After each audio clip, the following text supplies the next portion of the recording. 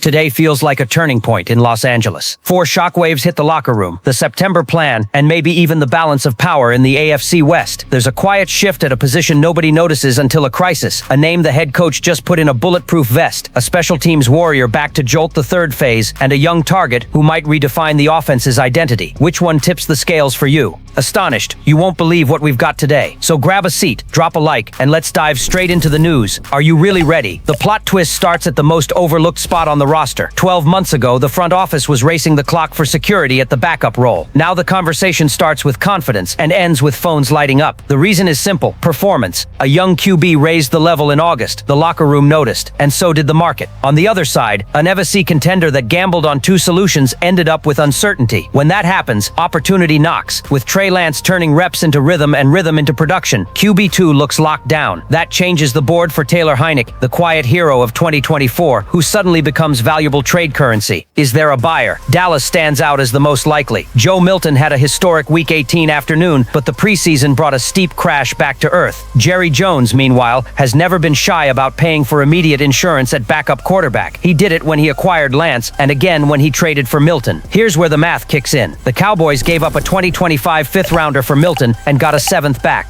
At the time, it felt like a smart bet. Today, with shaky August showings stacking up, it looks more like an exception that proved the rule. That's why no one in Los Angeles is penciling in a 4th or 5th round return for Heinicke, a 7th round package. Maybe with conditions tied to snaps or 53-man status, feels realistic if Milton lays another egg in the final preseason game. And that detail matters in the front office. When you're operating from strength, you can sell high without sacrificing the security of Plan A. There's also the accounting layer that rarely makes the headline but drives winning strategy. In 2024, the Chargers sent a 2026 7th to land Elijah Molden right before kickoff. If they now flip Heinicke for a pick, even a 7th, the net effect is replenishing the war chest and, practically speaking, zeroing out last year's cost. That's how you build staying power. Recycle capital where you have surplus and invest where you have need. What remains is deciding what best serves September in Los Angeles. Keep the veteran redundancy or convert depth into future capital, trusting Lance to carry the script if he's called upon. The conservative case values a backup who knows the playbook, speeds up reads, and lowers variance when the ball is hot. The aggressive case leans into Lance's moment: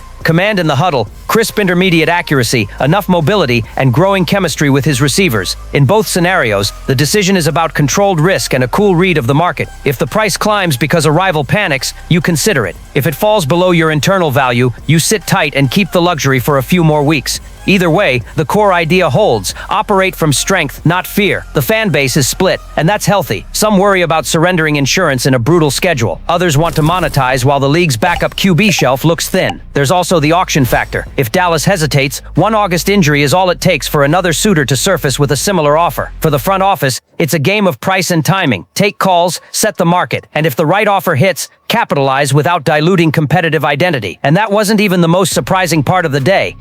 It's not just quarterbacks fueling the intrigue in Los Angeles. Amid the whirlwind, a name that barely shows up on the stat sheet just earned protected status. Hassan Haskins, the running back who arrived via waivers with a cloud of skepticism, is now the example Jim Harbaugh uses to define consistency. "Ted, there, every day," said the coach. Code for discipline, commitment, and presence. When a head coach puts you on the poster, it's a shield. And on a roster still dealing with the Najee Harris question mark, that shield is gold.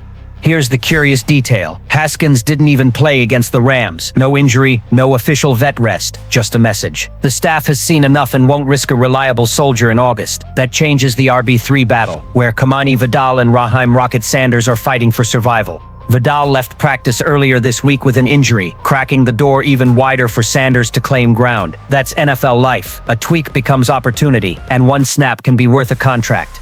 Hovering over everything is Harris, brought in for instant impact. The former Steeler hasn't practiced a single day since camp opened. The most anyone has seen is light jogging and walking with a weighted vest, far from contact.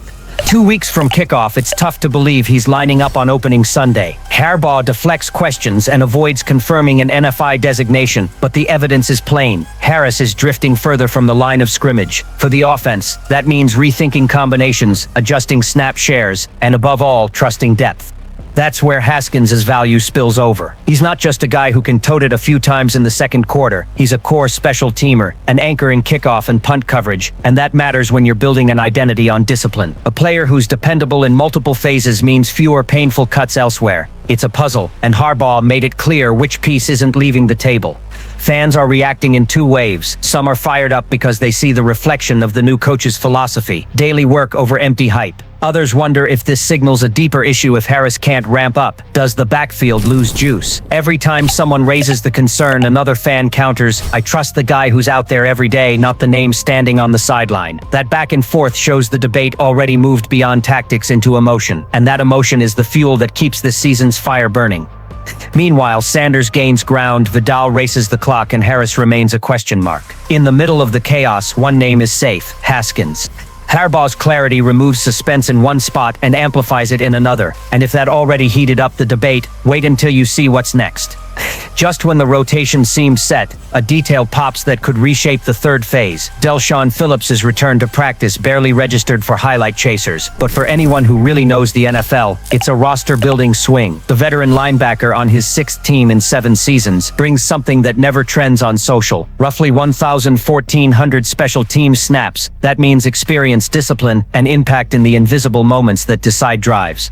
His story is survival. Atlanta was the first stop. Buffalo cracked a door. The Jets gave him some defensive snaps. Baltimore provided stability, and Houston was another waypoint. Now in Los Angeles, Phillips arrives as a trust piece for special teams coordinator Ryan Ficken, whose mission is clear: make the third phase a weapon, not a liability. That's why the coach doesn't flinch. From my small world of special teams, nothing changes.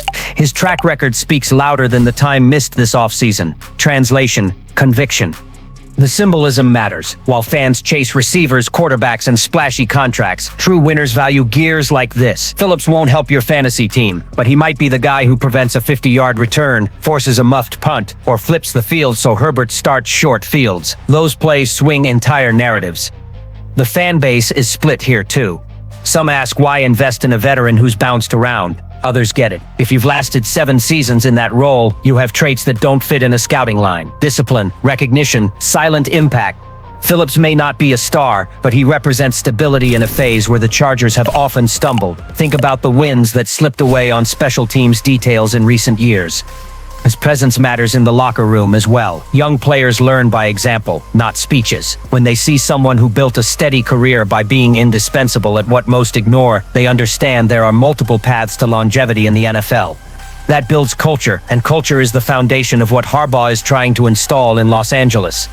So this isn't just another name on the roster. It's a symbol of quiet reconstruction, a cog that can prevent painful losses and pave the way for surgical wins. A return that many will overlook but could weigh heavy when December standings tighten. But hold up, because what's next is even wilder.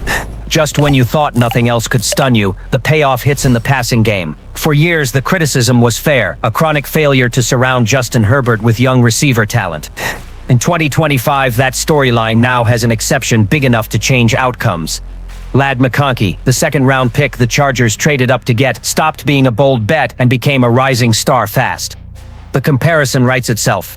Plenty of analysts projected Adonai Mitchell or Jalen Polk ahead of McConkey. Los Angeles went against the board and paid to land the guy they truly believe in. The result: 82 catches, over 1,100 yards, 7 touchdowns, and an impact that goes beyond any box score. He became an offensive reference point, a trust anchor for Herbert, and a recurring nightmare for opposing secondaries. Meanwhile, Polk, ironically, couldn't carve out snaps in the league's thinnest receiver room. The final blow, a serious shoulder injury that wiped out his 2025 season and left his future in New England uncertain. This is where the Chargers' decision looks genius. In a league that punishes every draft miss, seeing McConkey thrive while rivals stumble highlights Joe Hortiz's vision. Then more, it fires a warning shot at the AFC West. This isn't just Herbert versus Mahomes.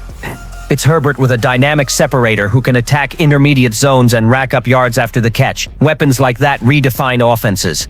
The fan base bought in. McConkey isn't just numbers, he's energy, a future blueprint. That 86-yard playoff touchdown wasn't merely an explosion, it was proof the Chargers finally nailed a young talent infusion. The internet doesn't forget, and the Polk comparison became fuel. While one became a WR1 in Los Angeles, the other piled up fewer yards in 2 seasons than McConkey in a single January game. That's circulating as evidence the front office finally made the right move. Strategically, the path is clear. If Ortiz turned the most criticized unit into a potential strength, the next step is sustaining it. Add the right complementary pieces, balance the run game, and most importantly, keep the Herbert-McConkey chemistry humming. To that, and Los Angeles stops playing sidekick in the division and inches closer to what every fan dreams of, going blow for blow with Kansas City. After years of frustration, nothing would be sweeter. And so, between the backup QB market flip, unexpected certainty, the backfield, a quiet special teams upgrade, and the rise of a young star, it's been an epic day in Los Angeles. We've reached the end of another intense day in Los Angeles. Between a potential trade that could replenish draft capital at quarterback, the ironclad vote of confidence for Hassan Haskins in the backfield, the low-key but crucial return of Del'Shawn Phillips to fortify special teams, and Lad McConkey's meteoric rise, it's clear the Chargers are done improvising and are building an identity. Which of these hits you hardest, the trade, the certainty, the return, or the future? Drop your take in the comments, hit like, share it, and subscribe so you don't miss what's next.